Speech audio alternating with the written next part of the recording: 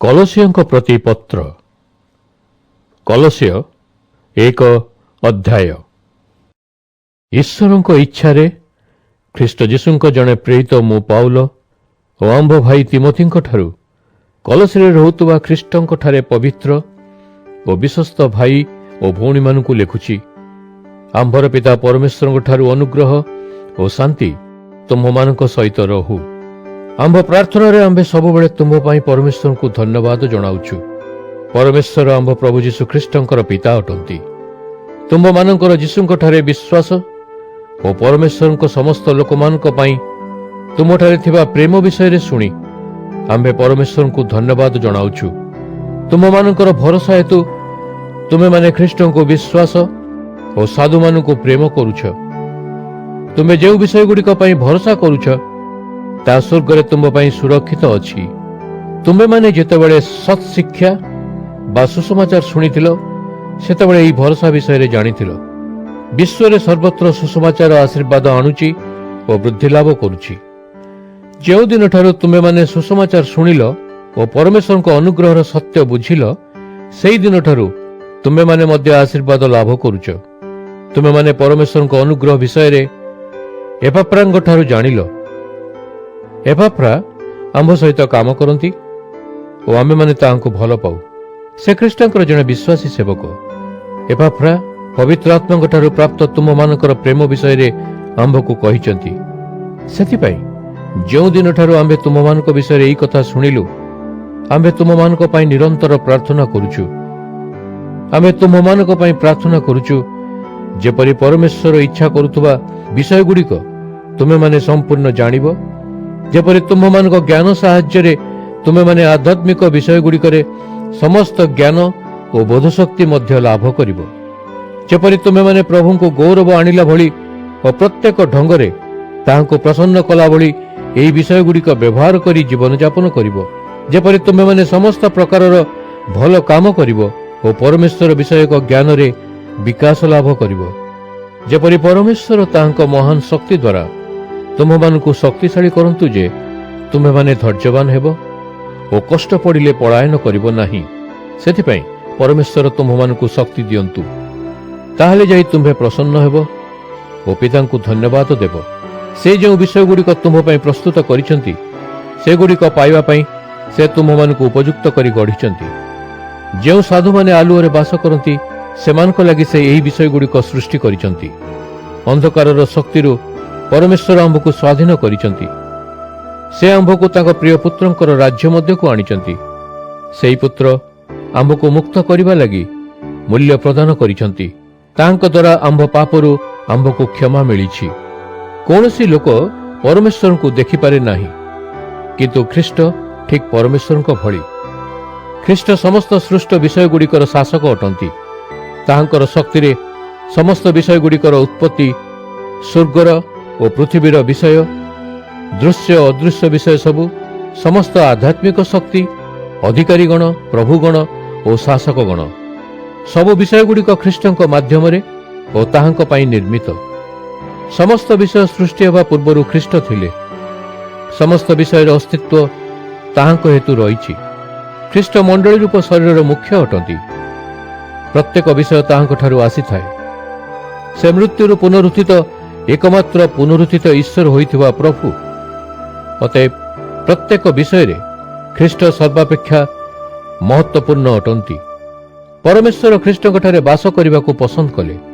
ଖ୍ରୀଷ୍ଟଙ୍କ ମାଧ୍ୟମରେ ପରମେଶ୍ୱର ପୁଣି ଥରେ ସମସ୍ତ ପୃଥିବୀର ବିଷୟ ହେଉ ବା ସ୍ୱର୍ଗର ବିଷୟ ହେଉ ନିଜ ସହିତ ମିଳିତ କରିବାକୁ ପସନ୍ଦ କଲେ। ଖ୍ରୀଷ୍ଟଙ୍କ କ୍ରୁଶର ରକ୍ତ ଦ୍ୱାରା ପରମେଶ୍ୱର ଶାନ୍ତି ଆଣିଲେ। ପୂର୍ବରୁ ତୁମେ ମନ୍ଦ କାମ କରିଥିବା କାରଣରୁ ପରମେଶ୍ୱରଙ୍କ ବିରୋଧୀ ଥିଲ। ତୁମେମାନେ ମନରେ ପରମେଶ୍ୱରଙ୍କ ଶତ୍ରୁ ଥିଲ। ସେଥିପାଇଁ ପରମେଶ୍ୱରଙ୍କଠାରୁ ଦୂରେଇ ଯାଇଥିଲ। କିନ୍ତୁ ଖ୍ରୀଷ୍ଟ ପୁଣି ଥରେ ତୁମମାନଙ୍କୁ ପରମେଶ୍ୱରଙ୍କ ମିତ୍ର କରିଦେଇଛନ୍ତି। ତାଙ୍କ ମାଂସମୟ ଶରୀରରେ ନିଜ ମୃତ୍ୟୁ ଦ୍ୱାରା ସେ ଏହା କରିଛନ୍ତି। ନିଷ୍କଳଙ୍କ ଓ ନିର୍ଦ୍ଦୋଷ ଭାବରେ ତୁମମାନଙ୍କୁ ପରମେଶ୍ୱରଙ୍କ ଆଗକୁ ଆଣିବା ପାଇଁ ସେ ଏହା କଲେ। ତୁମେମାନେ ଶୁଣିଥିବା ସୁସମାଚାର ଉପରେ ବିଶ୍ୱାସ ରଖିପାରିଲେ ଖ୍ରୀଷ୍ଟ ଏହି କାମ କରି ଚାଲିବେ। ତୁମେମାନେ ନିଜ ବିଶ୍ୱାସରେ ଦୃଢ଼ତା ଓ ନିଶ୍ଚିତ ବୋଧ ରଖିଥିବ। ସୁସମାଚାର ତୁମମାନଙ୍କୁ ଯେଉଁ ଭରସା ଦେଇଛି ସେଥିରୁ ବିଚଳିତ ହେବ ନାହିଁ। ସେହି ସମାନ ସୁସମାଚାର ସମଗ୍ର ବିଶ୍ୱରେ ସମସ୍ତଙ୍କୁ କୁହାଯାଇଛି। ମୁଁ ପାଉଲ ସେହି ସୁସମାଚାର କହିବାରେ ସାହାଯ୍ୟ କରିଛି। ତୁମମାନଙ୍କ ପାଇଁ ମୁଁ ଯେଉଁ କଷ୍ଟ ପାଇଛି ସେଥିପାଇଁ ମୋତେ ଆନନ୍ଦ ମିଳୁଛି। ଖ୍ରୀଷ୍ଟଙ୍କ ପାଇଁ ତାଙ୍କ ଦେହ ସ୍ୱରୂପ ମଣ୍ଡଳୀ ମାଧ୍ୟମରେ କେତେକ କଷ୍ଟ ଭୋଗିବା ବାକି ଥିଲା। ସେଗୁଡ଼ିକରୁ ଦୁଃଖ ଭୋଗ କରିବା ପାଇଁ ଥିବା ମୋର ଅଂଶ ମୁଁ ମୋ ଦେହରେ ଗ୍ରହଣ କରୁଛି। ପରମେଶ୍ୱର ମୋତେ ମଣ୍ଡଳୀର ଜଣେ ସେବକ ହେବା ପାଇଁ ଏକ ବିଶେଷ କାମ ଦେଇଛନ୍ତି। ଏହି କାମ ତୁମମାନଙ୍କୁ ସାହାଯ୍ୟ କରୁଛି। ମୋ କାମ ହେଉଛି ତୁମମାନଙ୍କୁ ପୂର୍ଣ୍ଣ ଭାବରେ ପରମେଶ୍ୱରଙ୍କ ଶିକ୍ଷା ପ୍ରଦାନ କରିବା। ସୃଷ୍ଟିର ଆରମ୍ଭରୁ ଏହି ଗୁପ୍ତ ସତ୍ୟଟି ସମସ୍ତ ଲୋକମାନଙ୍କ ପାଇଁ ଗୋପନୀୟ ଥିଲା, କିନ୍ତୁ ଏବେ ସେହି ଗୁପ୍ତ ସତ୍ୟ ପରମେଶ୍ୱରଙ୍କ ପବିତ୍ର ଲୋକମାନଙ୍କୁ ଜଣାଇ ଦିଆଗଲା। ଏହି ମହାନ ସତ୍ୟଟି ସମସ୍ତଙ୍କ ପାଇଁ ଅଟେ। ପରମେଶ୍ୱର ଏହି ମହାନ ଓ ବୈଭବପୂର୍ଣ୍ଣ ସତ୍ୟକୁ ନିଜ ଲୋକଙ୍କୁ ଜଣାଇ ଦେବା ପାଇଁ ସ୍ଥିର କଲେ। ଏହି ସତ୍ୟ ସ୍ୱୟଂ ତୁମମାନଙ୍କ ଭିତରେ ଥିବା ଖ୍ରୀଷ୍ଟ ନିଜେ ଅଟନ୍ତି। ପରମେଶ୍ୱରଙ୍କୁ ମହିମାପ୍ରାପ୍ତ କରିବା ପାଇଁ ସେ ହେଉଛନ୍ତି ଆମ୍ଭର ଏକମାତ୍ର ଭରସା। ଅତଏବ ଆମ୍ଭେ ଖ୍ରୀଷ୍ଟଙ୍କ ବିଷୟରେ ଲୋକଙ୍କୁ କହି ଚାଲିଛୁ। ଆମ୍ଭେ ପ୍ରତ୍ୟେକ ଲୋକଙ୍କୁ ଶିକ୍ଷା ଦେବା ଓ ଶକ୍ତିଶାଳୀ କରିବା ପାଇଁ ଆମ୍ଭର ସମସ୍ତ ଜ୍ଞାନ ଖଟାଉଛୁ। ଏପରି କରି ଆମ୍ଭେ ଖ୍ରୀଷ୍ଟଙ୍କଠାରେ ଆଧ୍ୟାତ୍ମିକ ଭାବରେ ପରିପୂର୍ଣ୍ଣ ହୋଇ ପରମେଶ୍ୱରଙ୍କ ଆଗରେ ସମସ୍ତଙ୍କୁ ଉପସ୍ଥିତ କରିପାରିବାକୁ ଚେଷ୍ଟା କରୁଛୁ। ଖ୍ରୀଷ୍ଟ ମୋତେ ଦେଇଥିବା ମହାନ ଶକ୍ତି ବଳରେ ସଂଘର୍ଷ କରି ମୁଁ ଏହି କାମଟି କରୁଛି। ଏହି ଶକ୍ତି ମୋ ଜୀବନରେ କାମ କରୁଛି। କଲୋସିୟ 2 ଅଧ୍ୟାୟ। ମୁଁ ଚାହେଁ ତୁମେମାନେ ଜାଣି ରଖ ଯେ ତୁମମାନଙ୍କୁ ସାହାଯ୍ୟ କରିବା ପାଇଁ ମୁଁ କଠିନ ପରିଶ୍ରମ କରୁଛି ଏବଂ ଲାଉଦିକିଆରେ ଥିବା ଲୋକମାନଙ୍କୁ ଓ ମୋତେ ଦେଖିନଥିବା ଅନ୍ୟ ଲୋକମାନଙ୍କୁ ମଧ୍ୟ ମୁଁ ସାହାଯ୍ୟ କରିବାକୁ ଚେଷ୍ଟା କରୁଛି। ମୁଁ ଇଚ୍ଛା କରେ ଯେ ସେମାନେ ପ୍ରେମରେ ବାନ୍ଧି ହୋଇ ଶକ୍ତିଶାଳୀ ହୁଅନ୍ତୁ। ମୁଁ ଏହା ମଧ୍ୟ ଇଚ୍ଛା କରେ ଯେ ସେମାନେ ବୋଧଶକ୍ତି ଦ୍ୱାରା ପ୍ରାପ୍ତ ଦୃଢ଼ ବିଶ୍ୱାସରେ ଧନୀ ହୁଅନ୍ତୁ। ମୋର ଇଚ୍ଛା ଯେ ତୁମେମାନେ ପରମେଶ୍ୱରଙ୍କ ଦ୍ୱାରା ଜ୍ଞାତ କରାଯାଇଥିବା ଗୁପ୍ତ ସତ୍ୟ ଅର୍ଥାତ୍ ଖ୍ରୀଷ୍ଟଙ୍କୁ ପୂର୍ଣ୍ଣ ଭାବରେ ଜାଣ। ଖ୍ରୀଷ୍ଟଙ୍କଠାରେ ଜ୍ଞାନ ଓ ବିଜ୍ଞତାର ଭଣ୍ଡାର ସୁରକ୍ଷିତ ରଖା ହୋଇଛି। ମୋର ଏପରି କହିବା ଉଦ୍ଦେଶ୍ୟ ଯେ ତୁମମାନଙ୍କୁ ଯେପରି କେହି ଭଲ ବୋଲି ଜଣାପଡ଼ୁଥିବା ଅସତ୍ୟ ଶିକ୍ଷା ଦ୍ୱାରା ବିଭ୍ରାନ୍ତ କରି ନ ଦେଉ। ମୁଁ ମୋ ଶରୀରରେ ତୁମ ସହିତ ସେଠାରେ ନାହିଁ, କିନ୍ତୁ ମୋର ଆତ୍ମା ସେଠାରେ ଅଛି। ମୁଁ ତୁମମାନଙ୍କ ଉତ୍ତମ ଜୀବନ ଓ ତୁମମାନଙ୍କର ଖ୍ରୀଷ୍ଟଙ୍କଠାରେ ବଳିଷ୍ଠ ବିଶ୍ୱାସ ଦେଖି ପ୍ରସନ୍ନ ଅଟେ। ତୁମ୍ଭେ ପ୍ରଭୁ ଖ୍ରୀଷ୍ଟ ଯୀଶୁଙ୍କୁ ଗ୍ରହଣ କରିଛ। ଅତଏବ କୌଣସି ଅସ୍ଥିର ଚିତ୍ତ ନ ହୋଇ ତାହାଙ୍କୁ ଅନୁସରଣ କରିଚାଲ। ତୁମ୍ଭେ କେବଳ ତାଙ୍କ ଉପରେ ନିର୍ଭର କର। ଜୀବନ ଓ ଶକ୍ତି ତାଙ୍କଠାରୁ ଆସେ। ତୁମ୍ଭକୁ ସତ୍ୟର ଶିକ୍ଷା ଦିଆଯାଇଛି। ସେହି ସତ୍ୟ ଶିକ୍ଷା ଉପରେ ତୁମ୍ଭର ଦୃଢ଼ ଆସ୍ଥା ରହିଥିବା ଉଚିତ। ପରମେଶ୍ୱରଙ୍କୁ ସବୁବେଳେ ଧନ୍ୟବାଦ ଦେଉଥାଅ। ସାବଧାନ ରୁହ ଯେପରି କେହି ତୁମକୁ ଅନର୍ଥକ ଅସତ୍ୟ ଚିନ୍ତାଧାରା ଓ ବାକ୍ୟ ଦ୍ୱାରା ଭ୍ରାନ୍ତ ନ କରୁ। ଏହିଭଳି ଧାରଣା ସବୁ ଖ୍ରୀଷ୍ଟଙ୍କଠାରୁ ନୁହେଁ, ମନୁଷ୍ୟଠାରୁ ଉତ୍ପନ୍ନ ହୁଏ। ଏହି ଧାରଣାଗୁଡ଼ିକ ହେଉଛି ସଂସାରର ଲୋକମାନଙ୍କର ମୂଲ୍ୟହୀନ ଧାରଣା। ପରମେଶ୍ୱର ଖ୍ରୀଷ୍ଟଙ୍କଠାରେ ପାର୍ଥିବ ଶରୀର ଧାରଣ କରି ବାସ କଲେ। ଖ୍ରୀଷ୍ଟଙ୍କଠାରେ ତୁମ୍ଭେ ସମ୍ପୂର୍ଣ୍ଣ ଅଟ। ତୁମ୍ଭର ଆଉ କିଛି ଦରକାର ନାହିଁ। ସେ ହେଉଛନ୍ତି ଶାସକମାନଙ୍କର ଓ ଶକ୍ତିଗୁଡ଼ିକର ଶାସକ ବା ପ୍ରଧାନ। ଖ୍ରୀଷ୍ଟଙ୍କଠାରେ ତୁମ୍ଭେମାନେ ଏକ ଭିନ୍ନ ପ୍ରକାରର ସୁନ୍ନତ ହୋଇଛ। ଏହି ସୁନ୍ନତ କୌଣସି ମଣିଷର ହାତ କରିନାହିଁ, ଅର୍ଥାତ୍ ତୁମମାନଙ୍କୁ ତୁମ୍ଭର ପାପପୂର୍ଣ୍ଣ ଶକ୍ତିରୁ ମୁକ୍ତ କରାଯାଇଛି। ଖ୍ରୀଷ୍ଟ ଏହିଭଳି ସୁନ୍ନତ କରନ୍ତି। ତୁମ୍ଭେ ଯେତେବେଳେ ବାପ୍ତିଜିତ ହୋଇଥିଲ, ତୁମ୍ଭର ପୁରୁଣା ସ୍ୱଭାବର ମୃତ୍ୟୁ ହେଲା ଓ ତୁମ୍ଭେ ଖ୍ରୀଷ୍ଟଙ୍କଠାରେ କବରପ୍ରାପ୍ତ ହେଲ। ସେହି ବାପ୍ତିସ୍ମରେ ପରମେଶ୍ୱରଙ୍କ ଶକ୍ତିରେ ତୁମ୍ଭେ ବିଶ୍ୱାସ କରିଥିବା ହେତୁ ତୁମେ ଖ୍ରୀଷ୍ଟଙ୍କ ସହିତ ପୁଣି ପୁନରୁତ୍ଥିତ ହେଲ। ଯେତେବେଳେ ଖ୍ରୀଷ୍ଟ ମୃତ୍ୟୁରୁ ପୁନର୍ଜୀବିତ ହେଲେ, ସେତେବେଳେ ପରମେଶ୍ୱରଙ୍କ ଶକ୍ତି ଦେଖାଯାଇଥିଲା। ତୁମ୍ଭେ ନିଜର ପାପ ହେତୁରୁ ଏବଂ ତୁମ୍ଭର ପାପ ସ୍ୱଭାବ ହେତୁ ସ୍ୱାଧୀନ ନଥିବାରୁ ଆତ୍ମିକ ଭାବରେ ମୃତ ଥିଲ, କିନ୍ତୁ ପରମେଶ୍ୱର ତୁମ୍ଭକୁ ଖ୍ରୀଷ୍ଟଙ୍କ ସହିତ ପୁନର୍ଜୀବିତ କଲେ। ଏହା ସହିତ ପରମେଶ୍ୱର ଆମ୍ଭର ସମସ୍ତ ପାପଗୁଡ଼ିକୁ କ୍ଷମା ମଧ୍ୟ କଲେ। ନିୟମଗୁଡ଼ିକ ପାଳନ ନ କରିପାରିବା ଦ୍ୱାରା ଆମ୍ଭ ବିରୁଦ୍ଧରେ ଲେଖାଯାଇଥିବା ଚିଠାଟିକୁ ପରମେଶ୍ୱର ବ୍ୟର୍ଥ ବୋଲି ପ୍ରମାଣିତ କରି ଆମ୍ଭକୁ କ୍ଷମା କଲେ। आंभर विरोधात्मक सेई चिठा को परमेश्वर नहीं गले और क्रूस उपरे टंगाई देले। परमेश्वर आत्मिक शासक और शक्ति गुड़ी को पराजित कले। क्रूस द्वारा से एमानकु पराजित कले और निजे विजयी हेले। परमेश्वर संसार को देखाई देले जे सेमाने शक्तिहीन अटंती। तेणु जिहुदी मानकर खाइबा और पीवा किबा विधि विधान विषय रे कौनसी लोक जेपरि नियम तैयारी न करू। पूर्व काल रे एगुड़िक भविष्यत रे घटिबाकु जाउथुबा घटना गुड़िकर छाया मात्र थिला, किंतु जा सब घटिबाकु थिला सेगुड़िकर वास्तव रूप हेउचंती ख्रीष्ट। केतक लोक निजको नम्र बोली देखांती और स्वर्गदूत मानकु पूजा करने भल पाती। सेमाने सबुबेले देखिथिबा दर्शन विषय रे कथबार्ता करती।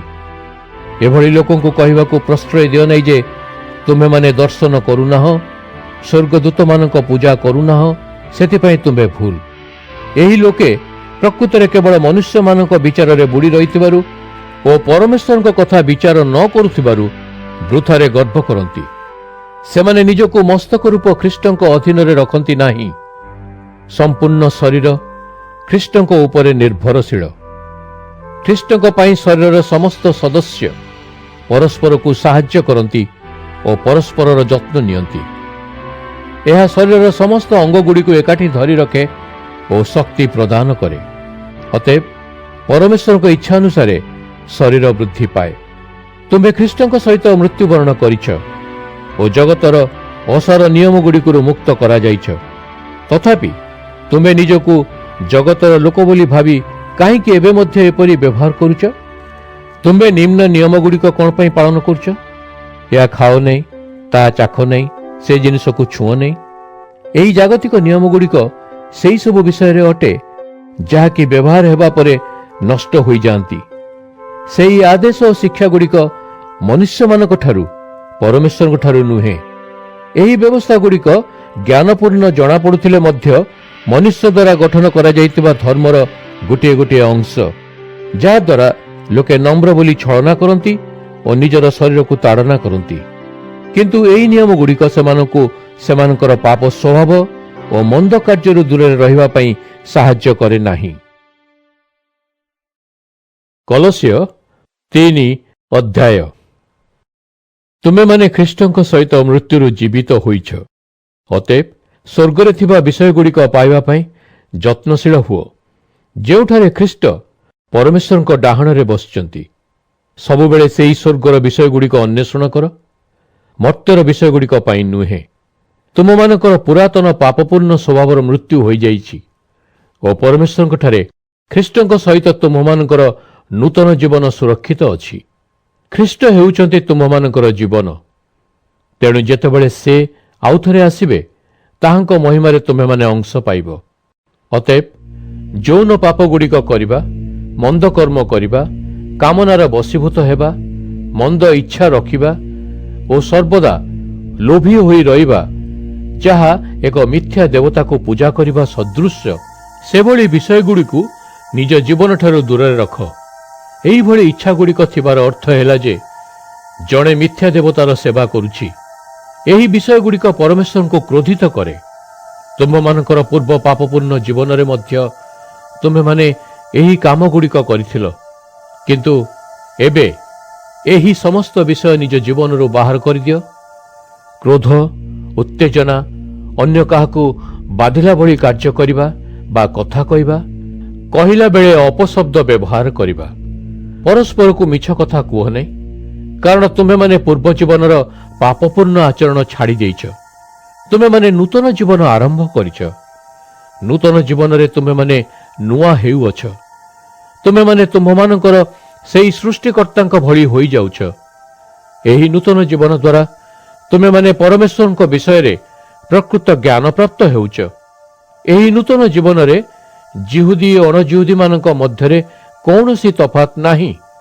सुन्नत लोक बा असुन्नत लोक, विदेशी बा स्कुतीय मानक मध्यरे कौनसी तफात नाही। कृतदास बा स्वाधीन भितरे मध्य तफात नाही।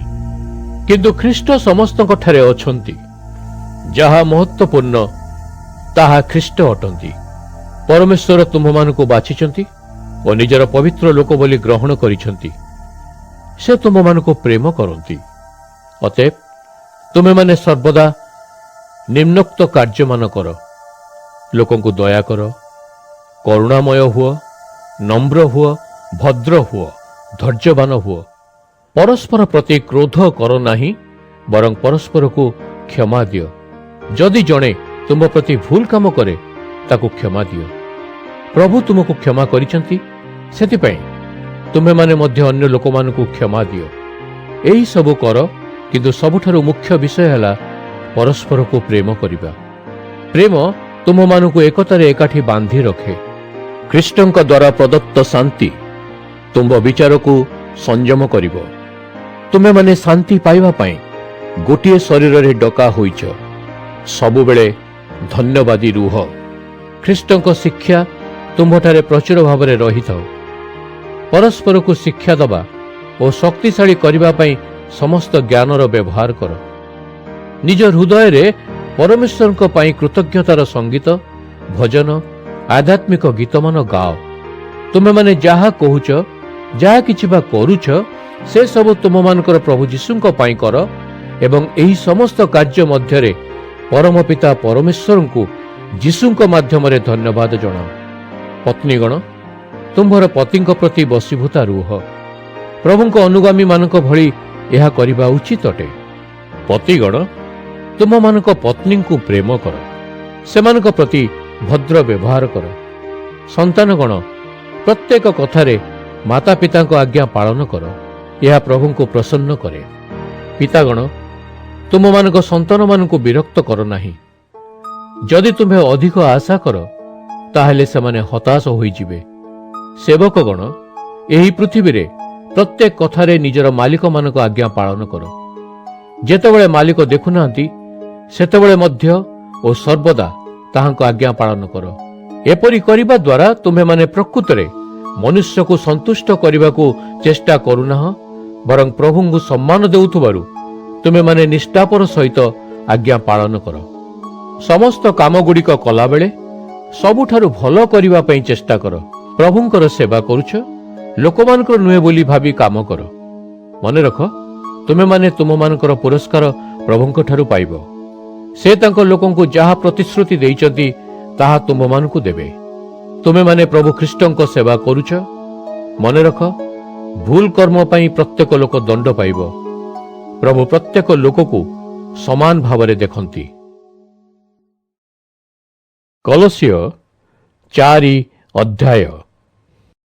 ମାଲିକମାନେ, ଯାହା ସୁନ୍ଦର ଓ ଯଥାର୍ଥ ତାହା ତୁମ୍ଭ ସେବକମାନଙ୍କୁ ଦିଅ। ମନେ ରଖ ଯେ ସ୍ୱର୍ଗରେ ତୁମ୍ଭମାନଙ୍କର ମଧ୍ୟ ଜଣେ ମାଲିକ ଅଛନ୍ତି। ସବୁବେଳେ ପ୍ରାର୍ଥନା କରୁଥାଅ। ପ୍ରାର୍ଥନା କଲାବେଳେ ସର୍ବଦା ପରମେଶ୍ୱରଙ୍କୁ ଧନ୍ୟବାଦ ଦିଅ। ଆମ୍ଭ ପାଇଁ ମଧ୍ୟ ପ୍ରାର୍ଥନା କର। ପରମେଶ୍ୱରଙ୍କ ସମ୍ବାଦ ଲୋକମାନଙ୍କୁ କହିବା ପାଇଁ ଆମ୍ଭକୁ ସୁଯୋଗ ପ୍ରଦାନ କରିବା ପାଇଁ ପରମେଶ୍ୱରଙ୍କୁ ପ୍ରାର୍ଥନା କର। ଖ୍ରୀଷ୍ଟଙ୍କ ବିଷୟରେ ପରମେଶ୍ୱର ଯେଉଁ ଗୁପ୍ତ ସତ୍ୟ ପ୍ରକାଶ କରିଛନ୍ତି, ତାହାକୁ ଯେପରି ଆମ୍ଭେ ପ୍ରଚାର କରିପାରୁ, ସେଥିପାଇଁ ପ୍ରାର୍ଥନା କର। ଏହି ସତ୍ୟ ପ୍ରଚାର କରୁଛି ବୋଲି ମୁଁ କାରାଗାରରେ ବନ୍ଦୀ। ମୁଁ ଯେପରି ଏହି ସତ୍ୟ ଲୋକମାନଙ୍କ ଆଗରେ ସ୍ପଷ୍ଟ କରିପାରିବି, ସେଥିପାଇଁ ପ୍ରାର୍ଥନା କର। ମୁଁ ତାହା କରିବା ଉଚିତ। ଅବିଶ୍ୱାସୀ ଲୋକମାନଙ୍କ ସହିତ ବ୍ୟବହାର କଲାବେଳେ ବୁଦ୍ଧି ସହ ବ୍ୟବହାର କର। ଯେତେ ଭଲ ଭାବରେ ପାରିବ ନିଜର ସମୟର ସଦୁପଯୋଗ କର। କଥାବାର୍ତ୍ତା କଲାବେଳେ ସବୁବେଳେ ଦୟାଭାବ ରଖ ଓ ବିବେକୀ ହୁଅ। ତେବେ ତୁମେମାନେ ସମସ୍ତଙ୍କୁ ଉଚିତ ଉତ୍ତର ଦେବାକୁ ସକ୍ଷମ ହେବ। ଯୀଶୁଖ୍ରୀଷ୍ଟଙ୍କ ପାଇଁ ମୋର ପ୍ରିୟ ଭାଇ ତୁଖିକ ଜଣେ ବିଶ୍ୱାସୀ ସେବକ ଓ ମୋ ସହିତ ପ୍ରଭୁଙ୍କର ଜଣେ ସେବକ ଅଟନ୍ତି। ମୋ ସହିତ ଏଠାରେ ଯାହା କିଛି ଘଟୁଛି ସେହି ସମସ୍ତ କଥା ସେ ତୁମମାନଙ୍କୁ କହିବେ। ସେଥିପାଇଁ ମୁଁ ତାହାଙ୍କୁ ପଠାଉଛି। ମୁଁ ଇଚ୍ଛା କରେ ଯେ ଆମ୍ଭେମାନେ କିପରି ଅଛୁ ତାହା ତୁମେମାନେ ଜାଣ। ସେ ତୁମମାନଙ୍କୁ ଉତ୍ସାହିତ କରିବେ। ମୁଁ ଅନିସିମଙ୍କ ସହିତ ତାଙ୍କୁ ପଠାଉଛି। ଅନିସିମ ଖ୍ରୀଷ୍ଟଙ୍କଠାରେ ଜଣେ ବିଶ୍ୱାସୀ ଓ ପ୍ରିୟ ଭାଇ ଅଟନ୍ତି। ସେ ତୁମମାନଙ୍କ ଦଳର ଅଟନ୍ତି। ତୁଖିକ ଓ ଅନିସିମ ଏଠାରେ ଘଟିଥିବା ସମସ୍ତ ବିଷୟ ତୁମମାନଙ୍କୁ କହିବେ। ଅରିସ୍ତାର୍ଖଙ୍କ ନମସ୍କାର ଜଣାଉଛି। ସେ ମୋ ସହିତ ଜଣେ ସହବନ୍ଦୀ। ବର୍ଣ୍ଣବାଙ୍କ କୁଟୁମ୍ବୀୟ ଭାଇ ମାର୍କ ନମସ୍କାର କରୁଛନ୍ତି। ମୁଁ ଆଗରୁ ତାହାଙ୍କ ବିଷୟରେ କହି ସାରିଛି। ସେ ଯଦି ଆସନ୍ତି ତାହାଙ୍କୁ ସ୍ୱାଗତ କରିବ।